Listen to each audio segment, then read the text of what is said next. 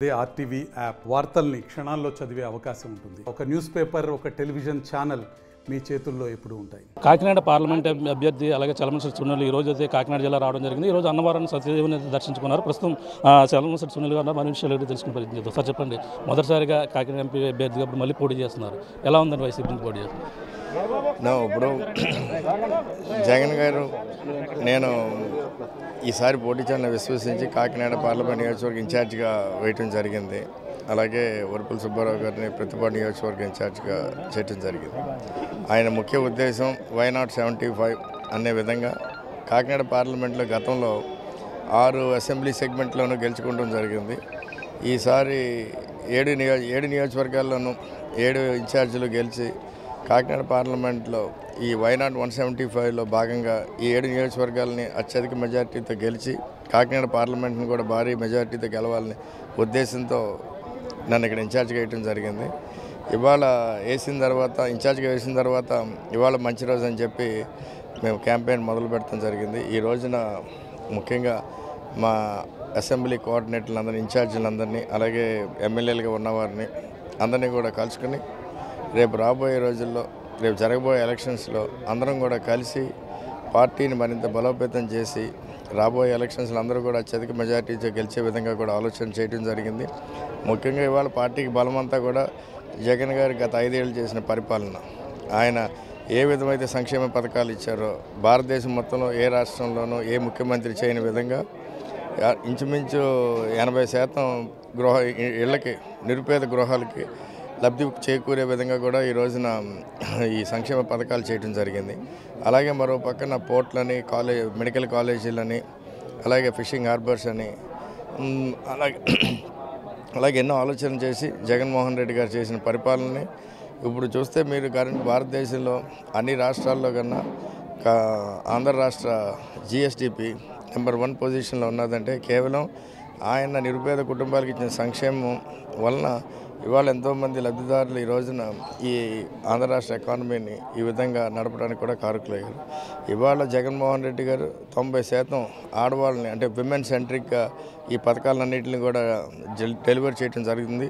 రేపు రాబోయే ఎలక్షన్స్లో ఉమెన్ అంటే ఆడవారు పెద్దపేట వేసి జగన్ గారికి అత్యధిక మెజార్టీ ఇచ్చి, ఎందుకంటే ఎవరు ఊహించిన విధంగా కూడా గతంలో వచ్చిన మాదిరిగానే అంతకన్నా ఇంకా ఎక్కువ సీట్లు వచ్చే విధంగా కూడా ఈసారి ఎలక్షన్ జరుగుతుంది కూడా మేమందరం భావిస్తున్నాం. అంటే ప్రధానంగా ఈ కాకినాడ నియోజకవర్గం చూసుకుంటే ఇప్పటికే 3 సిట్టింగ్లు మార్చిన పరిస్థితి. ఈ పరిణామాలను ఏ విధంగా కలుపుకుని వెళ్తారు? ఇప్పటికే కొంతమంది అసంతృప్తితో ఉన్నారు. ఆ పరిణామాలను ఎలా చూడాలి?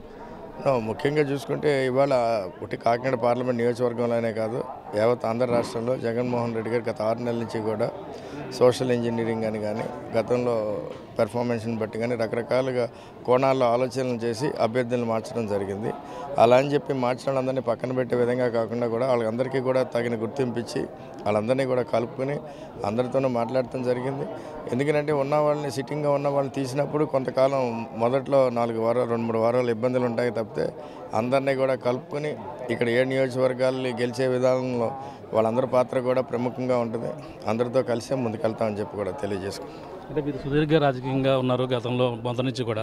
ఇప్పుడు ఏ పరిణామాలు మీ విజయానికి దోహదపడతాయి అనుకుంటున్నారు? గతం నుంచి కూడా, గత కొన్నాళ్ళ నుంచి కూడా 3 ప్రయత్నాలు చేశారు, ఇప్పుడు 4వ ప్రయత్నంగా చేస్తున్నారు. ఇవన్నీ కూడా మీ విజయానికి ఇప్పుడు ఏ విధంగా దోహదపడుతుంది? అంటే మొట్టమొదటిసారిగా ఈ రాష్ట్రంలో ఎప్పుడు లేని విధంగా కూడా ప్రతి నిరుపేద కుటుంబాన్ని హత్తుకునే విధంగా, గతంలో రాజశేఖర రెడ్డి గారు ఏ మాదిరిగా అయితే నిరుపేద కుటుంబాల్లో చిరస్థాయిగా ఉండిపోయే విధంగా ఆయన పథకాలని ఇచ్చారో అంతకన్నా గొప్పగా రాజశేఖర రెడ్డి గారి కన్నా గొప్పగా ఈరోజు జగన్మోహన్ రెడ్డి గారు ఆలోచన చేయడం జరిగింది. ఆ ఆలోచనకు అనుగుణంగా కూడా ఇప్పుడు చూస్తే మీరు ఇలాంటి వెల్ఫేర్ స్కీములు, అంటే ఇంచుమించు 4 లక్షల కోట్లు, దాదాపు 4 లక్షల కోట్లని 4.5 సంవత్సరాల్లో ఇచ్చిన భారతదేశంలో ఏ రాష్ట్ర ప్రభుత్వం లేదు. సో అదే పార్టీకి గొప్ప అండదండలు. ఇవాళ ఆ లబ్ధిదారులందరూ కూడా జగనన్న వస్తేనే ఈ సంక్షేమ పథకాలన్నీ ముందుకెళ్తాయి.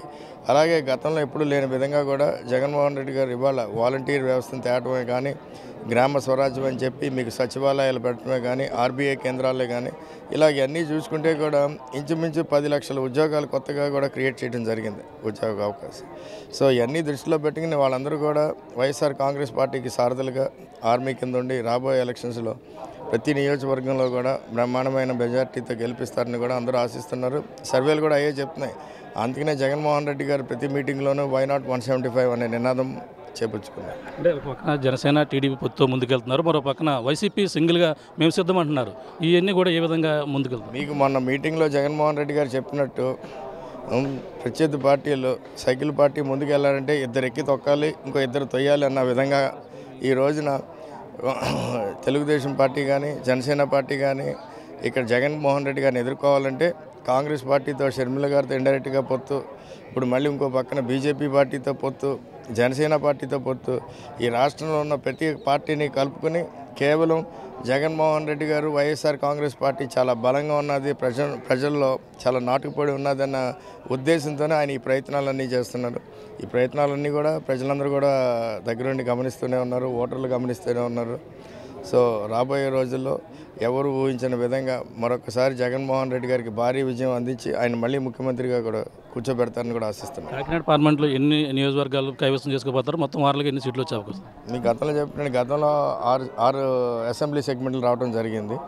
ఈసారి నేను పార్లమెంట్ కోఆర్డినేటర్గా వచ్చిన సందర్భంగా దానికన్నా మించి ప్రయత్నం చేసి తప్పకుండా 7 నియోజకవర్గాలు గెలిచే విధంగా కూడా ఆలోచన చేయడం జరిగింది. అండ్ తప్పకుండా కూడా 7 నియోజకవర్గాలతో పాటు పార్లమెంట్ సీట్ని కూడా భారీ మెజారిటీ, ఎందుకంటే 3 సార్లు ప్రయత్నం చేయడం జరిగింది. 3 సార్లు కూడా ఇప్పుడు గోల్డ్ మెడల్ రావాల్సింది సిల్వర్ మెడల్తో ఆగిపోవడం జరిగింది.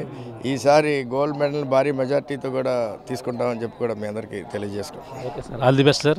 చూస్తున్నా ఇది పరిస్థితి. ప్రధానంగా చూసుకుంటే గత మూడు పర్యాయాలు కూడా ప్రయత్నించినప్పటికీ ఈ 4వసారి అయితే విజయం నాదే అని ధీమా వ్యక్తం చేస్తున్నారు. ఇప్పుడు ఉన్నటువంటి వైసీపీ ప్రభుత్వం చేస్తున్నటువంటి సంక్షేమ పథకాలు కావచ్చు, మొత్తం వారాలుగా జగన్మోహన్ రెడ్డి చేస్తున్నటువంటి పాలన కావచ్చు, అన్నీ కూడా ప్రజలందరూ కూడా అతనే నమ్ముతున్నారు. కాబట్టి ఆ పాలనే మళ్ళీ 175 పాటు ఈ కాకినాడ పార్లమెంటు పరిధిలో ఉన్నటువంటి 7 నియోజకవర్గాలు కూడా కైవసం చేసుకుంటారన్నారు. అలాగే ప్రధానంగా ఆ టీడీపీ జనసేన పొత్తులు ఎంతమంది వచ్చినా సరే వైసీపీ సింగిల్గా సిద్ధమంటూ మేమంతా కూడా ముందుకెళ్తున్న పరిస్థితి. ఏదేమైనా రాబోయే ఎన్నికల్లో మళ్ళీ జగన్మోహన్ సీఎంగా చూస్తాం. కాకినాడ పార్లమెంటు అభ్యర్థిగా ఇప్పుడు నన్నందరూ కూడా కాకినాడ పార్లమెంట్లో ఉండి 7 నియోజకవర్గ ప్రజలు కూడా ఎప్పుడు ఇచ్చేయాలా, ఎప్పుడు ఆశీర్వదించాలని మొత్తం కూడా సిద్ధంగా ఉన్నట్టుగా మనకి ప్రధానంగా కాకినాడ వైసీపీ ఎంపీ అభ్యర్థి ఎవరైతే ఉన్నారో చెలమలశెట్టి సునీల్ చెప్తున్న పరిస్థితి ప్రధానంగా ఉందని చెప్పారు. ఇది కూడా తాజా పరిస్థితి. మేము రామతో ప్రకాష్, RTV, అన్నవరం నుంచి. మరిన్ని వీడియోస్ కోసం ఛానల్ ని సబ్స్క్రైబ్ చేయండి, లేటెస్ట్ అప్డేట్స్ కోసం వాట్సాప్ ఛానల్ ని ఫాలో చేయండి అండ్ లింక్ డిస్క్రిప్షన్ లో ఉంది.